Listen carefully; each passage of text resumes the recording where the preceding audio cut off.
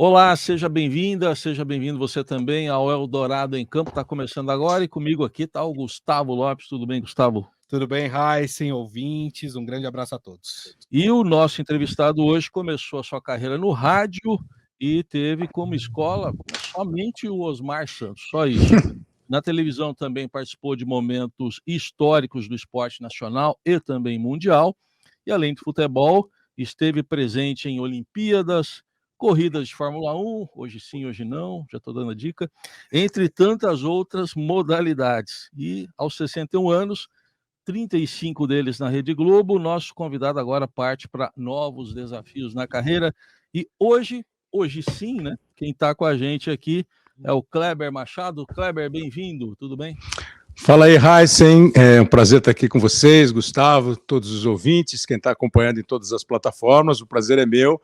Você falou da escola, né? O Osmar Santos, por exemplo, era aquele que eu já, um jovem adulto, ainda queria ser o Osmar quando eu crescesse, entendeu? Aquele que você fica olhando, mas assim, no rádio que você falou, assim, acho que os meus pais no rádio são dois profissionais, talvez você, pela tua história longa, também conheça pelo nome, o Gilberto Curado, que foi diretor artístico da Rádio Bandeirantes, claro. E o Humberto Marçal, que também foi um dos maiores locutores da história do rádio brasileiro, da televisão brasileira.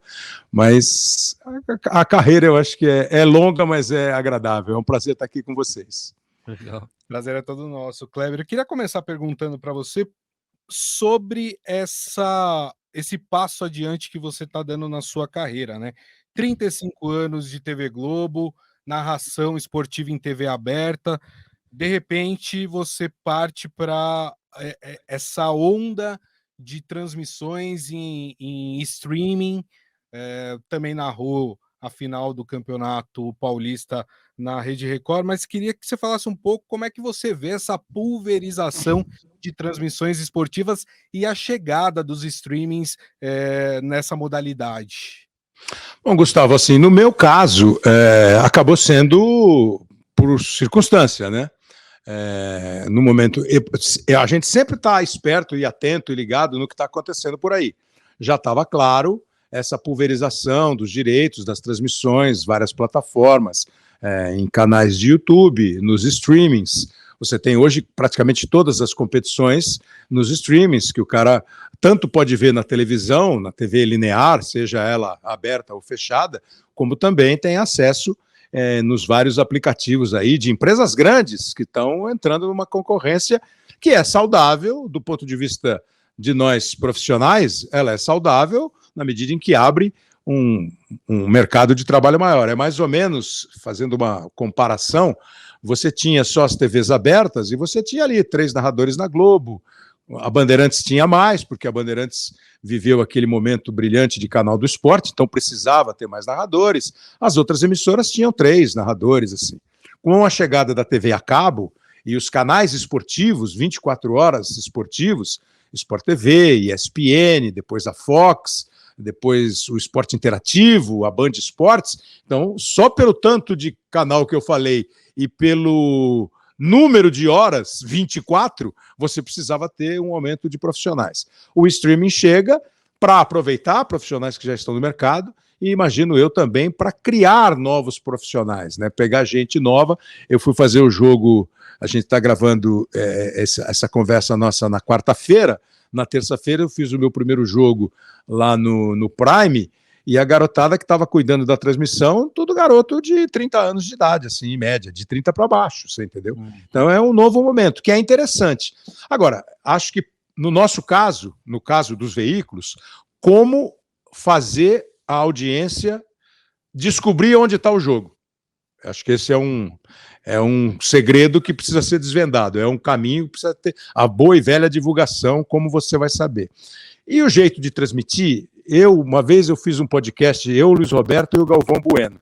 Aí eu perguntei para eles se ia mudar o jeito de transmitir futebol. Os dois disseram que na essência não. Eu acho também. Na essência, no sentido assim, você que está em casa, por mais que você conheça futebol, você quer saber o nome do fulano que está com a bola.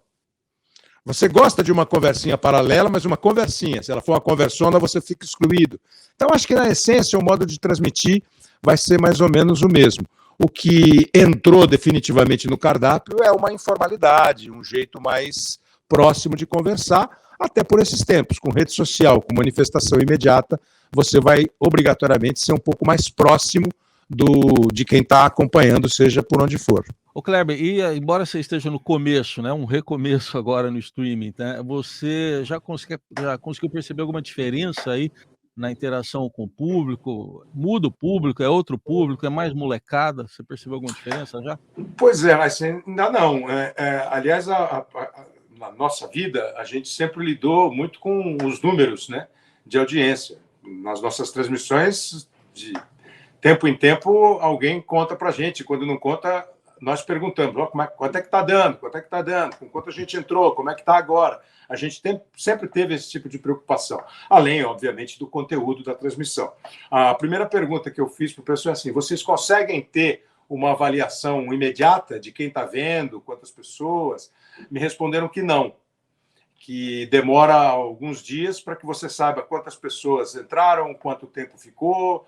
Então, eu ainda não sei qual é, entendeu? Como também não sei, até pela natureza do negócio, se determinada transmissão chama novos assinantes para a plataforma. E agora, essa interação, eu não tenho Twitter, então eu não vejo muito assim. Ontem, depois do jogo, eu botei, que é um jeito de botar, você bota lá teu nome, o jogo e Twitter. Aí vem uma outra manifestação. Mas os caras me disseram que isso tem mesmo, essa interação imediata tem. Como tem também na televisão, tem no rádio, tem hoje acho que em todo lugar, não tem muito como escapar. Mas eu ainda não tenho muita noção não de o quanto mexe de uma transmissão para outra, se mexe alguma coisa. Legal. Kleber, queria voltar um pouco lá na sua infância, né? Porque é na idade que a gente começa a pensar o que a gente quer. Obviamente, quando nós somos pequenos, a gente quer ser astronauta, quer ser bombeiro. Mas quando é que você, de fato, percebeu que tinha o talento para ser narrador esportivo? E quando é que esse sonho, você começou a galgar para que esse sonho virasse realidade? Eu quis ser astronauta, eu nunca pensei, mas médico, professor de educação física, cantor, né? Jogador de futebol, todo mundo quer ser isso tudo, né? Mas assim, a questão é assim, quando eu tive a oportunidade, e o primeiro cara que conversou comigo lá atrás, há mais de 40 anos, foi o Luiz Aguiar, que também é um nome muito importante do rádio, trabalhou na Bandeirantes, na época ele era diretor da Rádio Tupi. Eu fui lá para fazer um estágiozinho no esporte, por acaso, no plantão esportivo. No plantão esportivo que não tinha internet, então para você descobrir o resultado do jogo do Rio, do Paraná ou de Goiás, você tinha que sintonizar uma rádio, aqueles rádios enormes, você tinha que sintonizar para ouvir a emissora local e passar para o plantão os gols, as informações. Eu fiquei lá um pouquinho, saí, aí eu tenho uma relação com a Bandeirantes, do meu pai, que trabalhou lá 22 anos, né? Então a gente conhecia algumas pessoas e aí eu fui para lá. O meu primeiro registro profissional é na Bandeirantes. Eu trabalhei um ano, 10 meses nas duas e depois eu fiquei na Bandeirantes. Lá na Bandeirantes, logo eu me encantei pelo setor que meu pai trabalhou, que era a parte artística da rádio. E foi quando eu conheci o Curado e pedi para ele, me transfere aí, eu estava no departamento de publicidade, me transfere aí e tal. Aí eu fui trabalhar com ele, ele foi muito gentil, me ensinou muito, deu espaço. E aí, um ano e pouco depois, uma turma grande da Bandeirantes foi para a Rádio Globo, para o Sistema Globo de Rádio, Globo e Excelsior. E ele me levou junto. E me levou para ser coordenador artístico da rádio. Ele era o gerente de programação e eu era o coordenador de programação. Então, eu imaginei que essa ia ser a minha carreira, entendeu? Eu já tinha decidido que eu queria trabalhar com comunicação, fui fazer jornalismo, depois de começar a trabalhar em rádio, e achei que o meu auge seria ser diretor artístico de uma emissora de rádio. Com o tempo, eu comecei a fazer um pouquinho de esporte lá na Rádio Globo, sem nunca ter sido do departamento de esportes da Rádio Globo.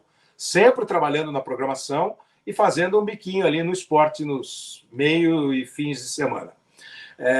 Quando eu saí da rádio em 86, já com essa experiência, tinha passado também em 2 empregos na TV Gazeta, falei, vou procurar emprego no esporte. E fui para o esporte, fui para a Gazeta, para ser apresentador, repórter. E naquela época você podia gravar o jogo inteiro sem pagar direito, não tinha essa história do direito. Você ia para o campo, gravava o jogo inteiro, depois editava e botava um compacto sem nenhum problema. E naquele momento, o Roberto Avalone, que virou o chefe da equipe de esporte, colocava a gente para narrar. Eu comecei a narrar uma coisa ou outra. Achei até legal, mas também não imaginava que eu ia ser narrador, entendeu? Quando eu fui para a Globo, em 88, para ir para São José dos Campos, para fazer a TV de São José, o esporte lá, a TV estava sendo inaugurada, eu também passei a vir para São Paulo para fazer um programa à noite, do domingo, Esporte Espetacular, que agora é domingo de manhã, quando voltou era domingo à noite, depois do Fantástico. E lá a gente narrava alguns eventos curtos, gravados, mas a gente narrava. Eu acho que ali, e também no tempo da Gazeta, que o pessoal da Globo, do Esporte da Globo, descobriu que podia acontecer alguma coisa. E lá eu comecei, você vai narrar não sei o quê, você vai narrar não sei o que lá. E foi ali que eu comecei mesmo a ser narrador, entendeu? Acho que não foi muito uma escolha minha, foi uma oportunidade que apareceu, eu obviamente achei super interessante, acho que eu fiz mais ou menos e estou fazendo. Ô Kleber, você citou o seu pai aí, sabe que nos meus 13 anos lá na Rádio Bandeirantes, o pessoal falava muito em Clodoaldo Machado lá, não eram só, lógico, os mais antigos contavam histórias lá, mas eu queria saber um pouco do seu pai na sua vida, ele teve alguma influência nisso? Como é que foi isso? Então, Raíssen, a influência é mais pelo ambiente, né? Porque, poxa, ele morreu, eu tinha 9 anos de idade, mas ele ia muito à rádio, né? Meu pai chegou a ser diretor artístico da Rádio Bandeirantes um bom período. Então, assim, quase todo domingo a gente saía de casa e ele dava uma passada na rádio. Antes da gente ir na casa dos meus avós, sei lá, ele dava uma passada lá. E naquele período, pra gente, era encantador. Eu e meu irmão andando no corredor da rádio, vendo o microfone. Não sei se você pegou o microfone que a Bandeirantes tinha, um microfone preto, assim, enorme, lindo. Porra, que eu queria ter... Nunca falei naquele microfone, queria falar. Um dia eu vou lá só para ver se tem o microfone, só para falar alguma coisa dele. E o pessoal do esporte brincava. Então você pega um monte de caras, assim, os operadores de áudio do controle geral, Zé Paulo, os caras falam, chutei muito a sua bunda quando você era pequeno, Zanforlin, dei muito tapa na sua bunda quando você era moleque, entendeu? A gente jogava bola. Então acho que isso foi o primeiro contato. E depois... essa história de ficar narrando o jogo de botão, a minha mãe e minha tia acharam que eu podia ser narrador, aí conversa com a Aguiar. Então, essa foi a influência. Mas eu não tenho a menor noção, assim, do como ele era como profissional. Algumas pessoas falavam muito bem, outras pessoas diziam que ele era bravo, que ele brigava, não sei o quê. Uma vez eu perguntei para o Walter Silva, o Pica-Pau, que era um cara ácido, né, um cara crítico. Eu falei, o Pica-Pau, meu pai era bom? Ele falou, era bom. Humberto Marçal, que trabalhou com ele, foi produzido um programa do Marçal por ele. Então o pessoal falava que ele era bom. Mas é um outro tempo de rádio, entendeu? O Zé Paulo falava super bem e tal. Falava mesmo, viu?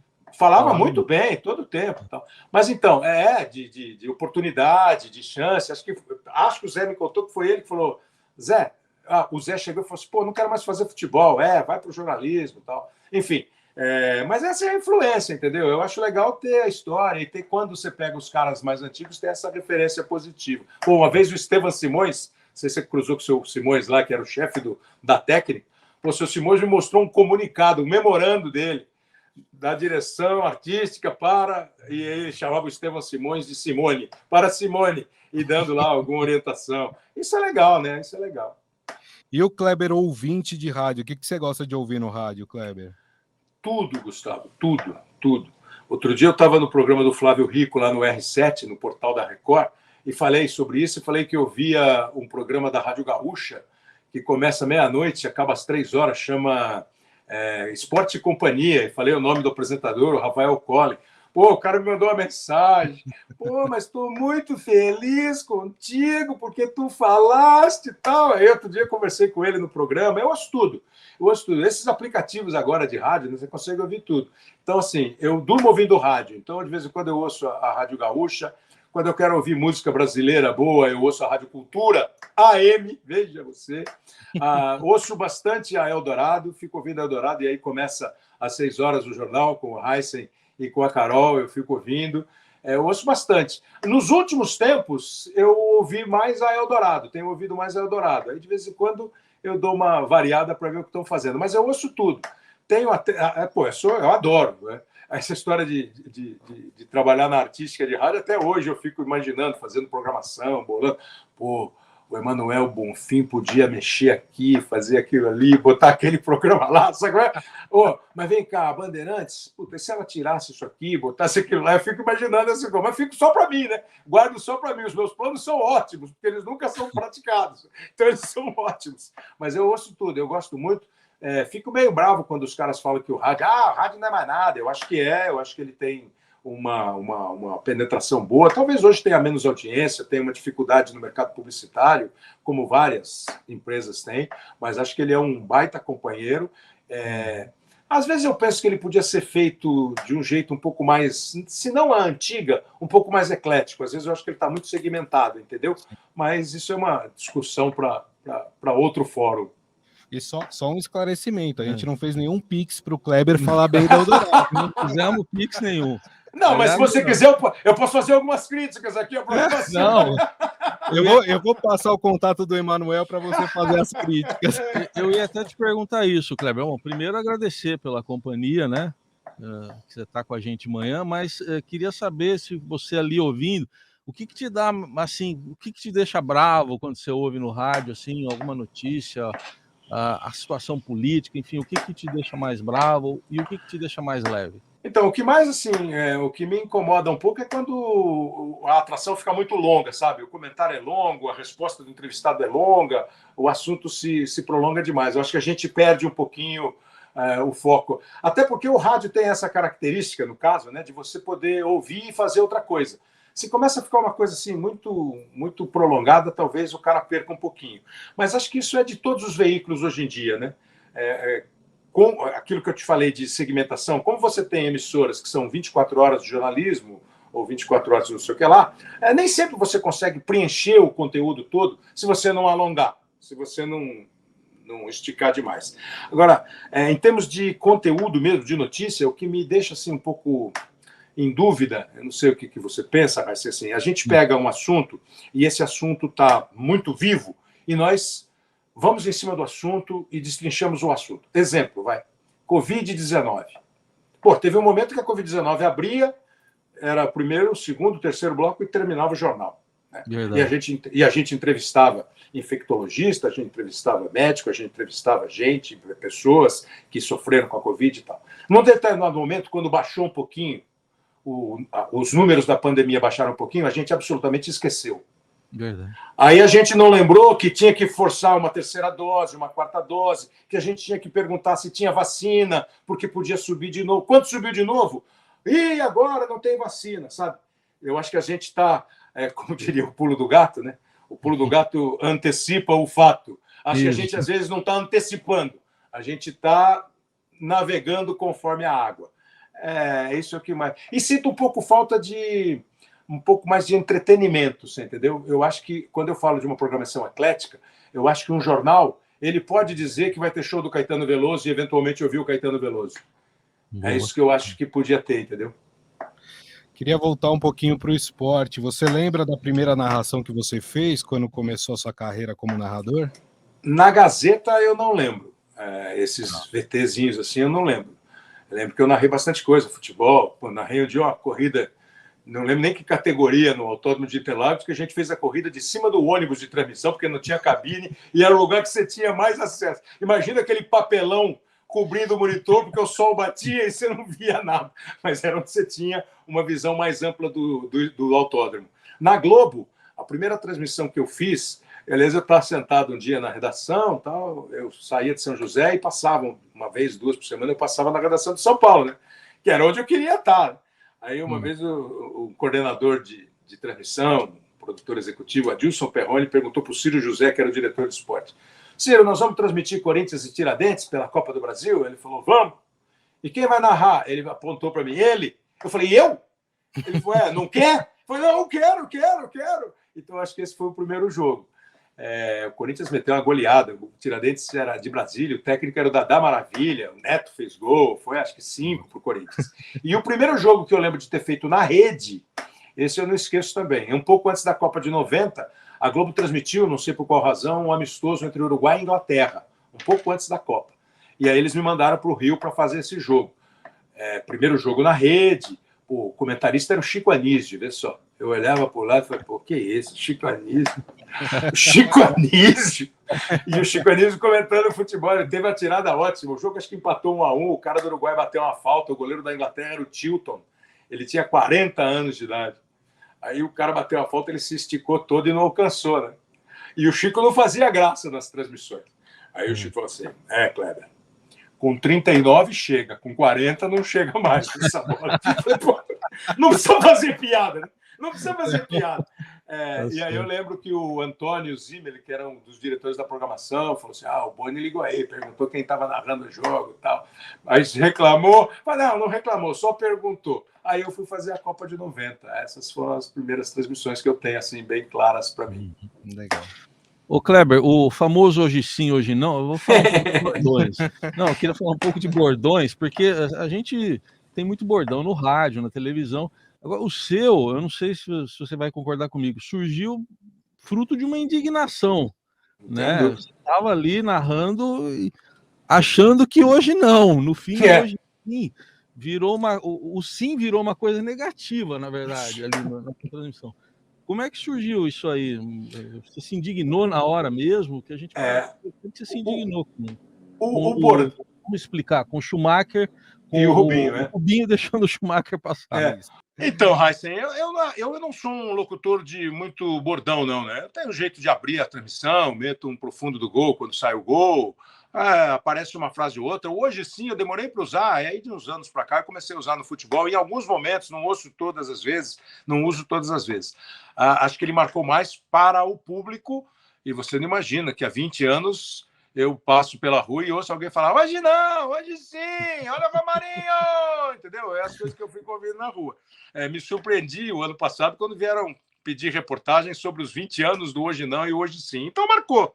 Aí eu falo assim, marcou, eu tenho que usar, né? Não é usar toda hora, não é forçar a barra, porque esse que eu acho que é o ponto. Bordão bom é aquele bordão que você usa naturalmente. Os bordões do Silvio Luiz, ele usa e você só ri, você nem acha, mas ele forçou. Os bordões que tinha o Januário de Oliveira, tá lá um corpo estendido no chão, que é uma música, né, do João Bosco e do Aldir Blanc, de frente para o crime.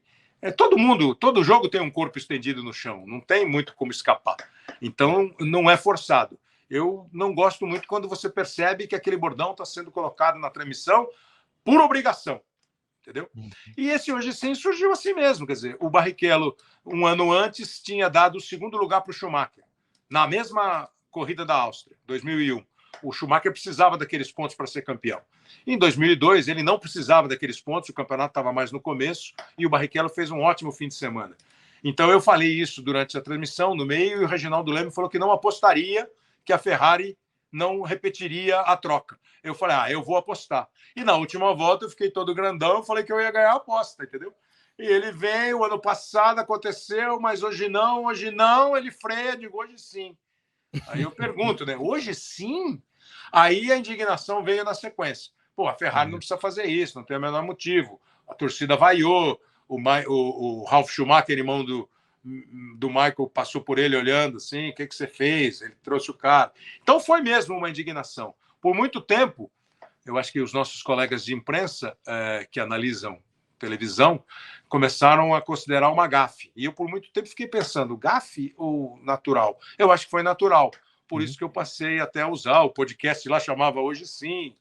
Então, hoje sim, hoje vamos embora. Kleber, inclusive, além, obviamente, da narração, ao longo das modalidades que você está narrando, você faz comentários, enfim. Alguns atletas já ficaram chateados com você por alguma coisa que você disse em transmissão? Não me lembro de ter chegado a mim, Gustavo. Porque isso é um cuidado que eu tenho. Até a semana que eu estava no programa do Neto, e estava lá o Neto, estava o Veloso, estava o Souza, né, 3 ex-jogadores de futebol, e a gente conversou sobre isso. Eu nunca fui de esculachar. Uma vez um amigo querido estava comentando um jogo e falou assim, era um jogo da Inter de Milão, vê só. Você estava jogando lá na Inter de Milão, e o cara falou assim, esse Gustavo não tem a menor condição de vestir a camisa da Inter de Milão. Eu não me sinto à vontade de fazer isso, entendeu? Porque no lance seguinte, se o cara driblar 2 e fizer um gol, eu falo o quê? Eu não tenho nenhuma condição de comentar um jogo de futebol?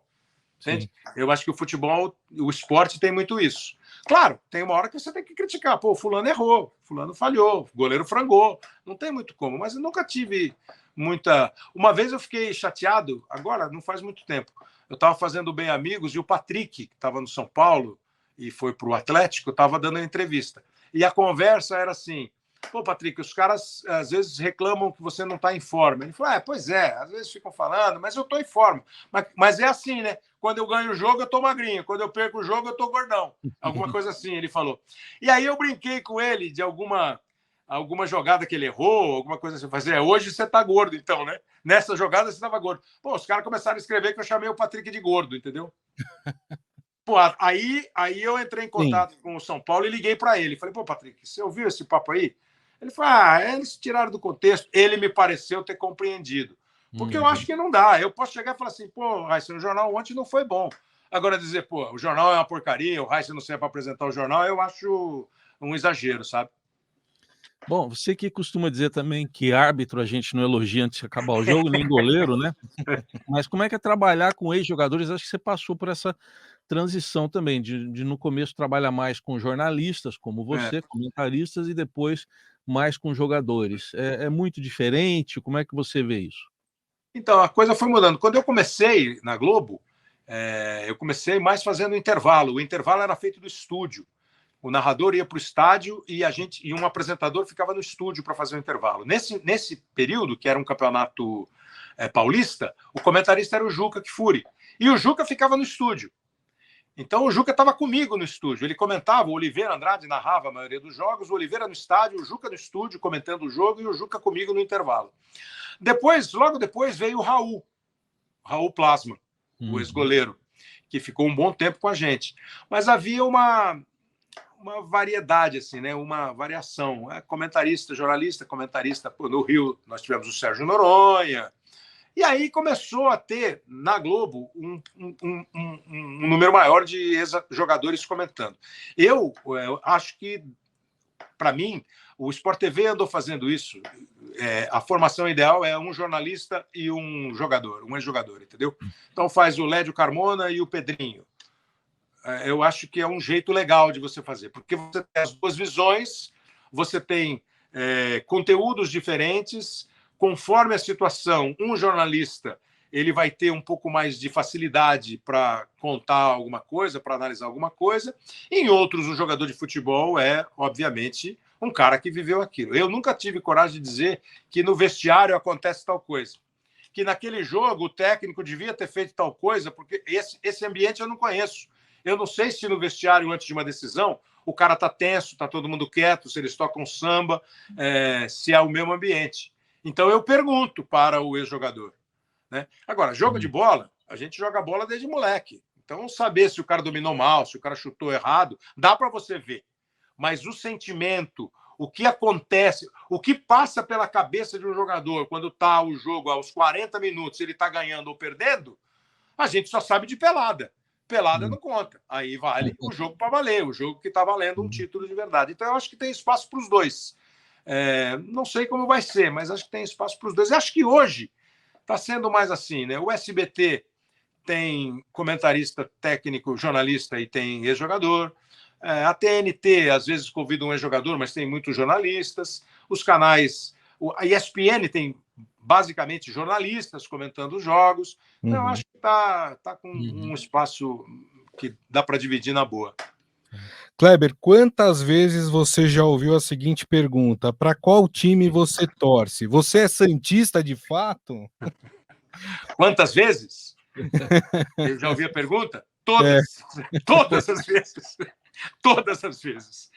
Não, eu não. Sabe por que eu acho que não tem problema nenhum falar? Você perguntou se eu sou santista, e eu já cruzei com gente perguntando se eu sou palmeirense, se eu sou corintiano, se eu sou São Paulino. O cara garantindo, você é corintiano, hein? O outro fala assim, pô, você tem um jeito de São Paulino.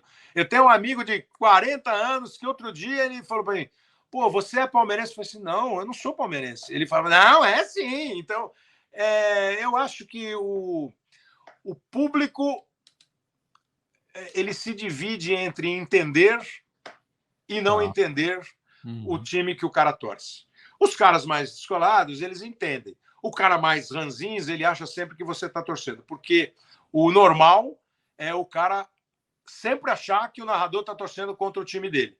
Isso. Por isso que eu resolvo não falar. E hoje é muito fácil, porque amanhã eu chego aqui para você e falo assim, pô, eu torço pro time de Mogi das Cruzes Futebol Clube. Aí amanhã eu narro um jogo do time de Mogi e o cara ganha o jogo, ele vai dizer que eu narrei o jogo com mais vibração. E vou contar uma história rápida. Uma vez nós estávamos numa mesa assim, eu, um amigo, o genro do amigo e o irmão do genro do amigo. O irmão do genro do amigo, torcedor do São Paulo. Aí ele falou para mim assim, a imprensa trata mal o São Paulo. Eu falei, como assim? A gente vive elogiando a administração do São Paulo. Naquela época o São Paulo tinha uma administração elogiada e tal. Eu falei, não, você grita gol do São Paulo mais curto do que dos outros. Eu falei, como é que você sabe? Ele falou, eu cronometrei. Eu falei, quantos? Ele falou, 1. Eu falei, pô, 1? Aí não dá. Aí ele falou assim, e tem outra. Vocês ficam falando aí na imprensa que o Zidane jogou mais que o Raí. Eu tenho dúvida. Aí eu falei para ele assim, pô, cara, vamos conversar sobre outra coisa. Você não gosta de futebol, você gosta de São Paulo. E aí, ou a gente conversa só sobre o São Paulo, e o São Paulo é porque ele é São Paulino, mas todos os outros. Porque assim, acho que nem o Raí acha que ele jogou mais que o Zidane, né? E olha que o Raí jogou bem, né? Mas nem ele deve achar que ele jogou mais que o Zidane, né? Ô Kleber... Então eu não vou falar para que time que eu torço, tá bom? Tá bom, tudo bem. Mas a camisa branca tá bonita em você, só quero falar bege, isso. É bege. Ah, é bege. Às vezes eu uso uma camisa verde também do Jornalismo Futebol Clube, que o Roberto Exato. falava para eu usar essa camisa. Você e o Avalone, né? Na mesma geração. Essa mesma camisa. O tom é verde, mas é uma coincidência. Deixa eu te perguntar, a chegada do VAR aí, mudou muito as transmissões? Quer dizer, aquela coisa de você ter que... Você tá ali, porque o jogador precisa se aquecer, tá ali no clima do jogo, acho que o narrador também, né? Você tá ali no clima, de repente, VAR, parou. Tá tudo parado para esperar uma decisão. Como é que é isso? Então, assim, ele é frustrante. Primeiro que eu acho que ele tem que existir, acho que é irreversível, ele não sai mais, e acho que ele mais ajuda do que atrapalha como ferramenta, mas como toda ferramenta, tem alguém que opera, tem alguém que interpreta, tem um árbitro de vídeo que quer marcar tudo, tem um árbitro de vídeo que só quer mesmo colaborar em momentos que merecem a colaboração, entendeu? Porque tem jogada no futebol que eu acho pênalti e você não acha pênalti. E nenhum de nós dois está muito errado. Porque tem jogadas mesmo que cada um acha uma coisa. É diferente de um impedimento. Ou está impedido ou não está. Ou a bola saiu ou a bola não saiu. Ou a bola entrou ou a bola não entrou. Agora, o lance assim, que eu acho que foi falta e você não acha, pode ter uma conversa, mas às vezes me dá a impressão que o árbitro de vídeo induz o árbitro de campo a mudar. E aí o árbitro de campo tem que ser firme. Na final do Paulista, o Klaus, na opinião da maioria, errou ao não expulsar o Dudu, e talvez ele pudesse ter expulsado também o Didi, o zagueiro, porque naquele lance, no primeiro momento, ao vivo, você vê o Dudu batendo, tem que expulsar o Dudu. O árbitro de vídeo chama, ele vai lá e no replay você vê que o Didi também joga o braço no pescoço do Dudu. Se eu sou árbitro de campo, eu expulso os dois. O Klaus resolveu manter a decisão dele, amarelo para o Dudu e pronto, né? Então, eu acho que tem essa parada. Agora, para nós, o que fica ruim é quando você vem num lance, você está crescendo no lance, o cara cruza a bola, o cara faz o gol, você começa a gritar gol, aí você vê o bandeirinha levantando. É instintivo, você para. Isso. Eu não consigo continuar gritando gol, até já fiz, né? Na primeira, na segunda, na terceira, eu falei assim, vou continuar. Mas para mim, porque toda hora que sai um gol, a primeira coisa que a gente faz é olhar para o juiz e para o bandeirinha, entendeu? A gente olha. Então, se o bandeirinha levantou, eu falo, pô, estava impedido. Eu já tive lance, falei assim, atenção, por favor, bota o replay aí que eu vou narrar de novo. E narrei de novo, entendeu? Mas aí, esse é o lado chato. Mas assim, não dá para pensar no narrador quando alguma coisa ajuda a decisão de campo ser mais ou menos correta, né? Kleber, queria saber, ao longo da sua carreira aí, qual ou quais você destacaria que foram as suas narrações mais marcantes em termos pessoal, né?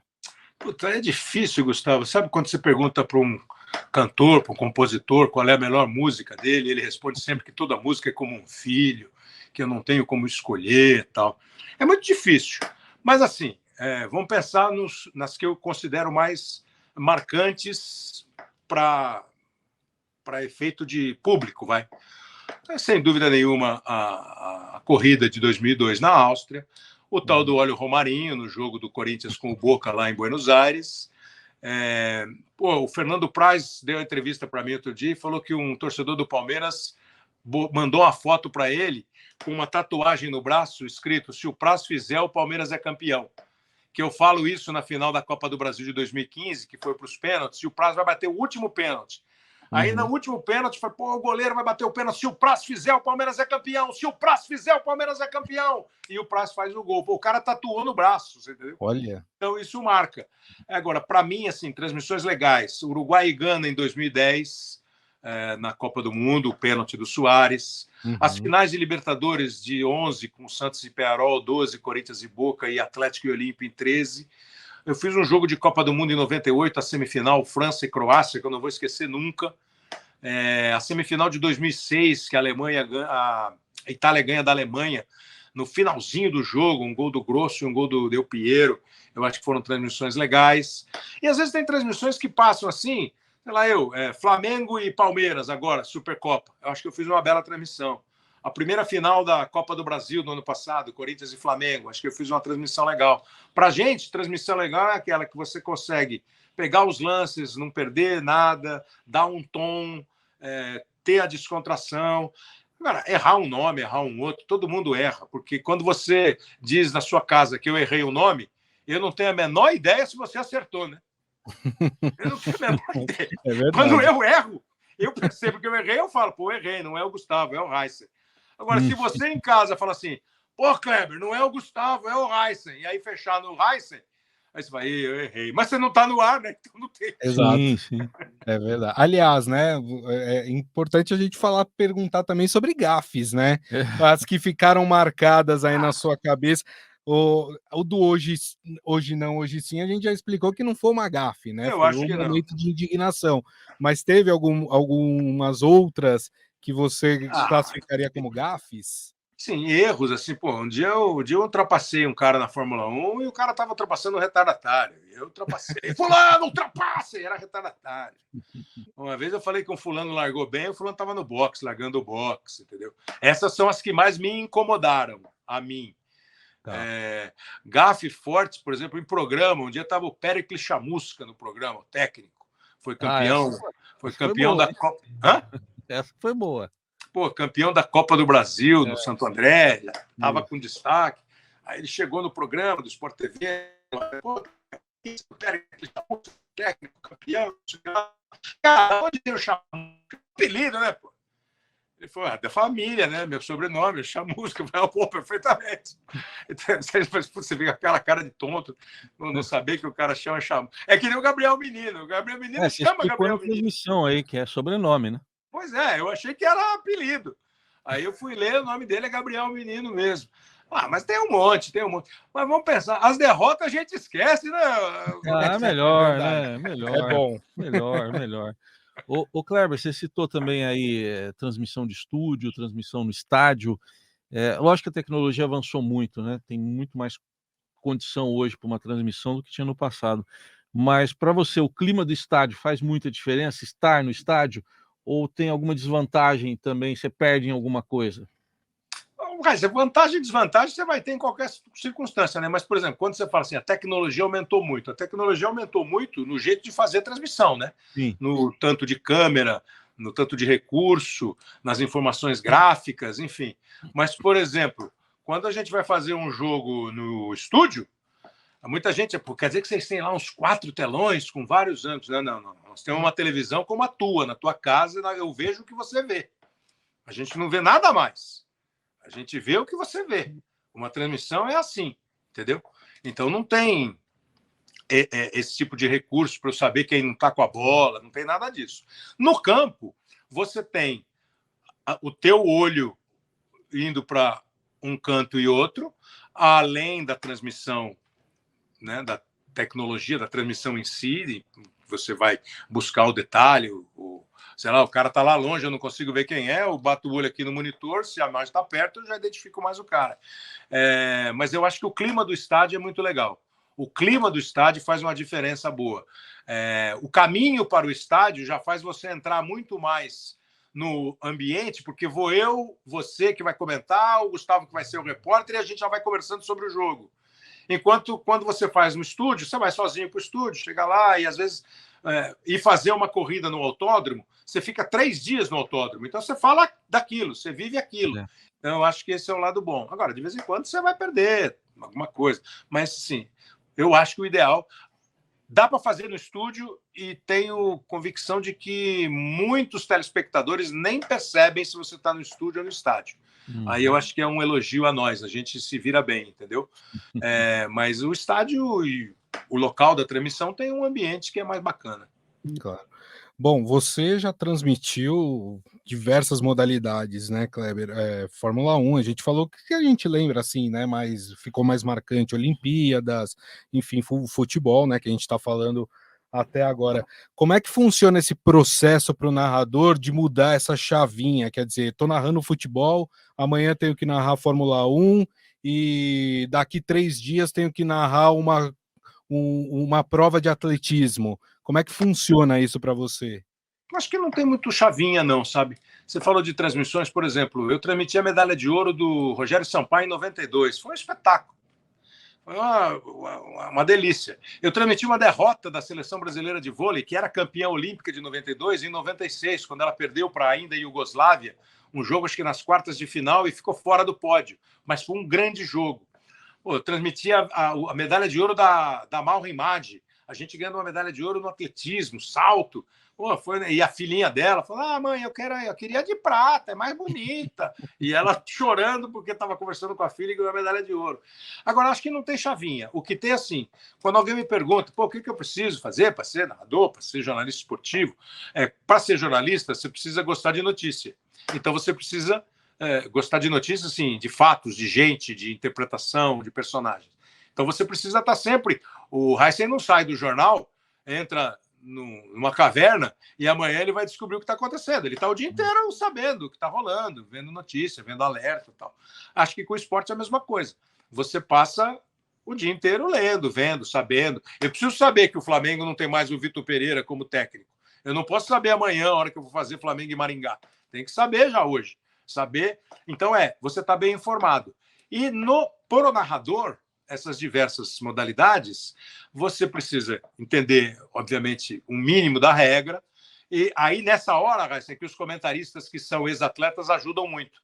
Nessas modalidades menos populares, em termos de frequência na transmissão, você vai pegar uma luta de judô. Se eu tenho o Rogério Sampaio, se eu tenho o Leandro, se eu tenho o Camilo comigo, se eu tenho quem quer que seja, se eu tenho um comentarista que foi atleta, é lógico que ele vai me ajudar.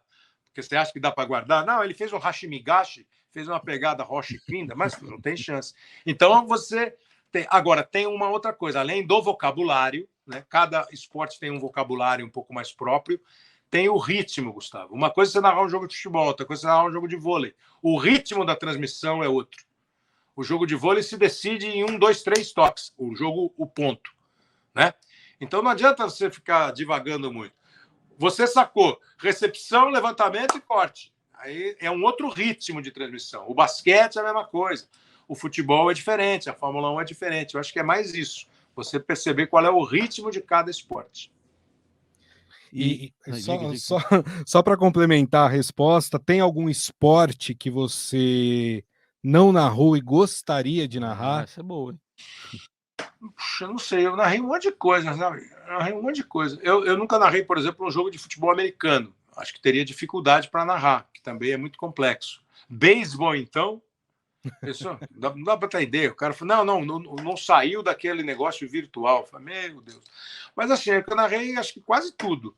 Não lembro se tem algum que eu não narrei e que gostaria de narrar. Eu acho que eu não gostaria de narrar o curling. Acho que não dá. É bonitinho, é engraçadinho, mas eu não sei se eu queria narrar. Não. É uma bote no gelo, né? São outros tipos de narração, inclusive tem essa. Por exemplo, eu narrei muito boxe, achava legal narrar boxe. Acho o basquete um esporte ótimo de narrar. É o mesmo ritmo, mas não lembro de nenhum que eu não transmiti, porque eu fiz quase tudo, né? Eu fiz tênis, taekwondo, boxe, MMA, vôlei, basquete, automobilismo. Não lembro se tem algum assim que esse aí eu não narrei e gostaria. Vou pensar. E Copa do Mundo tá aí na conta aí para colocar na agenda também? É uma coisa que você está pensando para 2026? Lógico que a gente sabe que depende de direitos, tudo mais. Mas o que você pensa aí para 2026, por exemplo? Você me perguntando hoje, se você me perguntar amanhã, se você me perguntar em janeiro de 2026, em maio de 2026, eu digo, eu tô afim, se tiver uma brecha, eu quero ir para a Copa. Claro que eu quero, seria a minha 10ª Copa do Mundo, seria lindo. Claro que eu gostaria. Agora, isso que você falou, né? Quem vai transmitir, quem vai querer você, vai ter chance. Mas se tiver uma brecha aí, eu me lanço para o professor me convocar. É isso aí. Bom, a gente quer agradecer demais, Kleber Machado, por esse papo muito legal. Só posso dizer, acho que meu nome e do Gustavo também, que a gente deseja que você tenha, assim, hoje sim, muitos dias da sua vida, muitos hoje sims, né, no plural mesmo. Obrigado aqui pela presença no Eldorado em Campo, pela companhia no rádio também, que é uma companhia que a gente agradece muito. E até uma próxima. Eu que agradeço muito. Aliás, tenho dito sempre que a oportunidade aparece, o carinho dos colegas com a minha saída da TV, o carinho dos caras que trabalhavam comigo e são mais novos, mostrando assim um prazer de ter trabalhado comigo, entendeu? Isso aí é muito legal. E esses convites que a gente recebe para participar, para conversar, é um carinho e um reconhecimento que eu não tinha muito noção, sabe? Mas é muito bacana. E é sempre agradável, tomara mesmo que a gente tenha. Eu posso garantir, também tenho repetido, que encarei, eu queria sair? Não. Você preferia ficar? Sim. Mas não fiquei abatido, não fiquei derrubado, não fiquei chorando, não fiquei nada, não sou coitadinho, não teve nada disso. E, graças a Deus, infelizmente, algumas portas foram, às vezes a porta abre e você entra, não tem ninguém lá dentro, né? Mas é do jogo. Né? Porta está aberta, você ou de casa, aí não aparece ninguém. Mas eu acho que está sendo muito legal. O Campeonato Paulista, afinal, tão imediatamente assim, acho que foi um movimento legal da Record e a gente fez bacana. Esse período aí na Prime para fazer a Copa do Brasil, que é um bom campeonato, é um negócio legal. Tomara que as coisas continuem andando, que os caras não esqueçam a gente e que eu consiga ter espaço para trabalhar e fazer o que a gente faz mais ou menos. É isso. Boa. Então, agradecendo ao Kleber, a gente encerra o Eldorado em Campo deste domingo. Até semana que vem. Valeu, Grisa. Até mais. Obrigado, Raíssa. Obrigado ao Kleber. Obrigado, claro, a todos os ouvintes que estiveram conosco até agora.